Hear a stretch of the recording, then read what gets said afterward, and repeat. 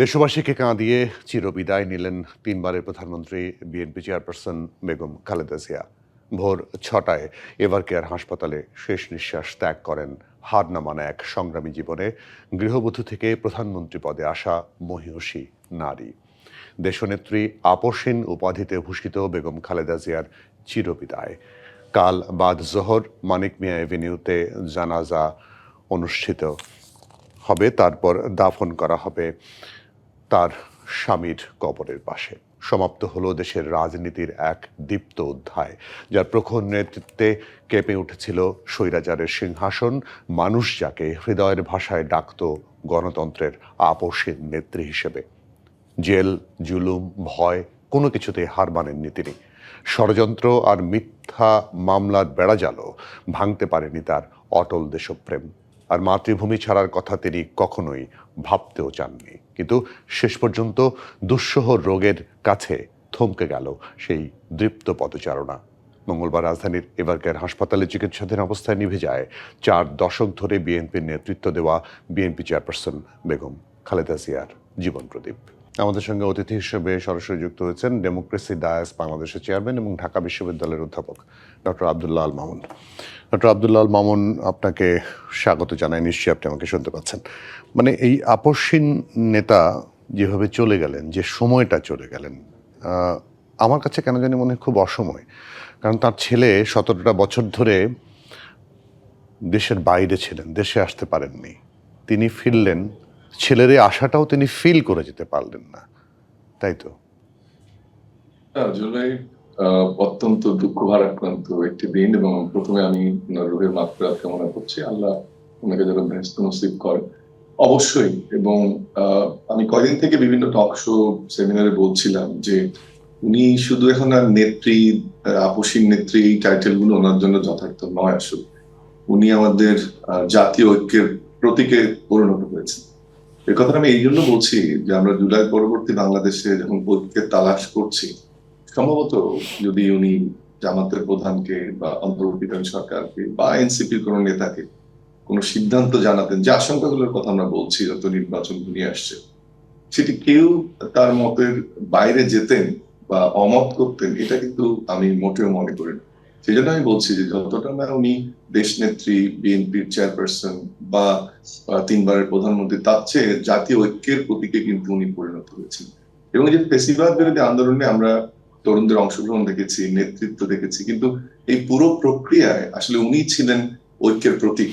বা সবাইকে উনি সক্রিয় না থেকেও, জীবিত থেকে অথবা অল্প কিছু নির্দেশনা দিয়ে উনি আন্দোলনটার প্রতীকে পরিণত হয়েছিলেন। আপনি যেটা বলেন খুব ভালো হতো যদিও আমরা দীর্ঘদিন পেতাম। এবং এখন যখন আমরা গণতান্ত্রিক উত্তরণের দিকে যাচ্ছে, এটা দীর্ঘ ফেসিবাদী শাসনের পরে, খুবই দুঃখজনক যে নির্বাচনটি পর্যন্ত বা তার অধিক সময় উনি যদি বেঁচে থাকতেন এবং ঐক্যের জায়গাটা যেটা আমরা খুঁজছি এখন, সেটি কেন জানি আমার মনে হয় যেটা নিশ্চিত হতো, এটা একটা অনেক বড় লস।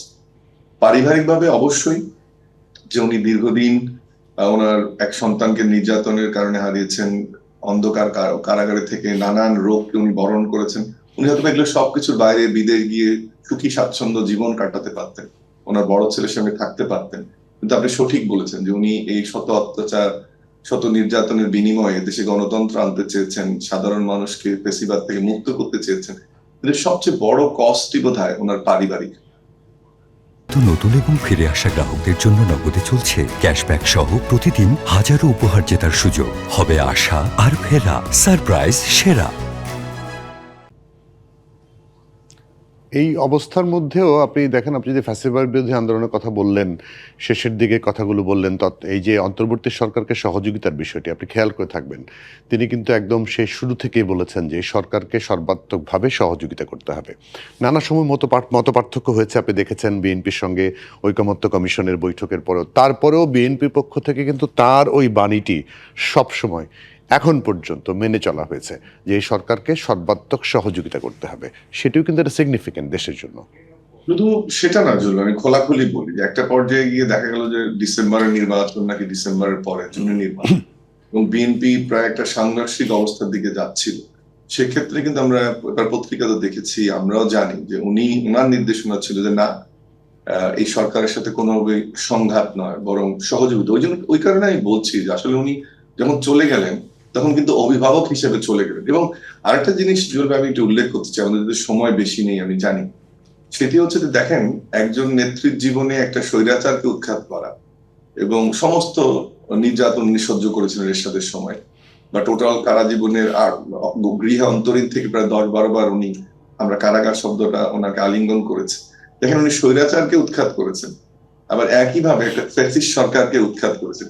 কোন রাজনৈতিকের জীবনে এরকম স্বর্ণাক্ষরে লেখা থাকবে কিনা যে দুটো স্বৈরাচার বা ফ্যাসিস্ট এবং স্বৈরাচারকে উৎখাত করায় উনি অবদান রেখেছেন। এবং এক্ষেত্রে যদি আপনি কষ্টগুলো দেখেন, ওনার শুধু জেল না, যে নির্যাতন, ওনাকে মানে হেয় প্রতিপন্ন করা, ভাষার মধ্যে আক্রমণ করা, ভুলে গেলে হবে না উনি 18 বার বাইরে যাওয়ার জন্য অ্যাপ্লিকেশন করেছিলেন ওনার চিকিৎসার জন্য, সেটাও কিন্তু করতে দেয়া হয়নি। এবং এটা কি প্রমাণ করে? এটা প্রমাণ করে ওনার দেশের প্রতি মমত্ববোধ, জনগণের প্রতি মমত্ববোধ, এবং গণতন্ত্রায়নে ওনার যে সবসময় যে স্পৃহা ছিল, যেটাকে উনি বহুদলীয় গণতন্ত্র প্রবর্তনের মাধ্যমে ওনার স্বামী শুরু করেছিলেন, উনি সংসদীয় গণতন্ত্র চালু করেছেন, গণতন্ত্রকে সুসংহত করেছেন, এবং একই সাথে উনি এমন একটা জায়গায় নিজেকে নিয়ে গেছেন, যেটা আপনি প্রশ্নটা করলে তার উত্তরটা একটাই, যে অভিভাবকে পরিণত হয়েছে। ছোট একটা জিনিস বলি জুয়েল ভাই, পৃথিবীর ইতিহাসে আরো একটি ঘটনা হয়তো বা ঘটবে না, যখন একজন নেতা চলে যাচ্ছেন তার কোনো বিরোধী পক্ষ নেই। এটাও খুব সিগনিফিকেন্ট, কোনো বিরোধী পক্ষ নেই। উনি সবার, উনি তত্ত্বাবধায়ক সরকারের, উনি জামাতের, উনি এনসিপি, উনি বিএনপির, উনি শিক্ষা প্রতিষ্ঠান, এবং আপনি অদ্ভুত একটা ঘটনা দেখেন, দল মত নির্বিশেষে সবাই দোয়া আয়োজন করছে, সবাই ওনার জন্য প্রার্থনা করছে, ওনার কারোর সাথে কোনো বিরোধ নেই। এই জায়গাটা কখন তৈরি হয়? যখন আপনি অভিভাবক, যখন ওই জায়গাটাতে নিজেকে নিতে পেরেছেন। সে কারণেই আমার মনে হয় খালেদা জিয়ার যে অর্জন, এটা অন্য আরেকজন বা দ্বিতীয় নেতার পক্ষে, বাংলাদেশ তো বটেই, বিশ্বের ইতিহাসে অর্জন করা কঠিন হবে। জি, আমরা তাহলে এরকম একটি অভিভাবক এমন মুহূর্তে হারালাম যে আসলে সামনে যে গণতন্ত্রের উত্তরণের পথ, সেই জায়গাটায় আমার মনে হয় যে তার ছেলে অন্তত শক্ত হাতে ধরতে পারবেন, কারণ তার যেই এখনকার যেই ডেভেলপমেন্ট, তার বক্তৃতা থেকে শুরু করে তার চিন্তা চেতনা, সেটা আমরা আশা রাখতে পারি। কি বলেন অধ্যাপক? একটা আশঙ্কার জায়গা সেটা হচ্ছে যে এখন দেখেন যে একটা গোষ্ঠী গত পরশুদিনের জোটের পরে আপনি দেখেন যে দেশ এখন কিন্তু একটা উদারনৈতিক ধারা, একটা রক্ষণশীল ধারায় বিভক্ত হয়ে গেছে, এবং এখন অনেক ইফস অ্যান্ড বার্ট ইলেকশন কিন্তু বলা হচ্ছে, এবং যতদিন না গণতান্ত্রিক ট্রান্সফরমেশন না হয় ততক্ষণ অনেক আশঙ্কার কথা আমরা শুনছি। এই পার্সপেক্টিভে একটা বড় লস কিন্তু জাতির জন্য হয়ে গেল। উনি বেঁচে থাকলে আমার ধারণা যে কোন ধরনের কোনো কিছু ঘটতো না, সেটা আমরা বলছি না, ঘটলেও সেটাকে মিটিগেট করার কিন্তু একমাত্র ব্যক্তি হতে পারতেন বেগম খালেদা জিয়া। সেই জায়গাটা একটা বড় লস।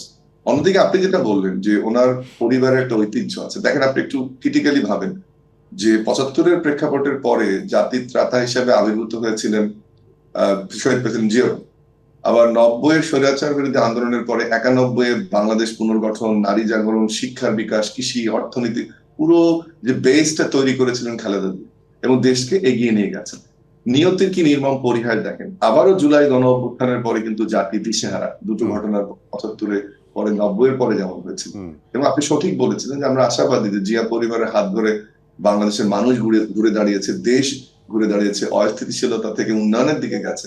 এবং তারেক রহমান আসলে ওনার ভিশন সেট করেছিলেন 31 দফার মাধ্যমে, এবং সেটাকে উনি ট্রান্সলেট করছেন এখন বিভিন্ন activity, family card, farmers card, এবং যেটাকে উনি বলছেন যে I have a plan, we have a plan. এবং দেখেন 25 তারিখের ভাষণটা আপনি একটু আনলেন, কোনো বিদ্বেষ নেই, কোনো ক্লেশ নেই, কারোর বিরুদ্ধে অভিযোগ, মেরুদণ্ড ভেঙে ফেললো, নির্যাতন করলো, কারাবরণ করলো, তুই তোকারি করে সম্বোধন করলো, কারো বিপক্ষে উনি বলেনি। এটা একটা শুভ সূচনা। দলের পার্সপেক্টিভে আমি মনে করি যে তারেক রহমান হঠাৎ করে এসে জুড়ে বসা কোনো নেতা নন। বগুড়ার গাবতলী থেকে সদস্য হয়ে আস্তে আস্তে আস্তে আস্তে উনি ভারপ্রাপ্ত চেয়ারম্যান হয়েছেন। অনেকে আশঙ্কার কথা বলছে, কিন্তু আমি বিএনপির নেতৃত্বে বা বিএনপিতে কোনো বিভেদ বা ওনার নেতৃত্বের প্রতি লয়ালটি সিনিয়র জুনিয়র কারো থাকবে এটা বিশ্বাস করতে চাই না, কারণ তারেক রহমানের আসলে তখন বিএনপি না, তারেক রহমানকে প্রয়োজন সারা বাংলাদেশের। জি, একদম পরিষ্কার। অনেক ধন্যবাদ অধ্যাপক মামুন আমাদেরকে সময় দেওয়ার জন্য।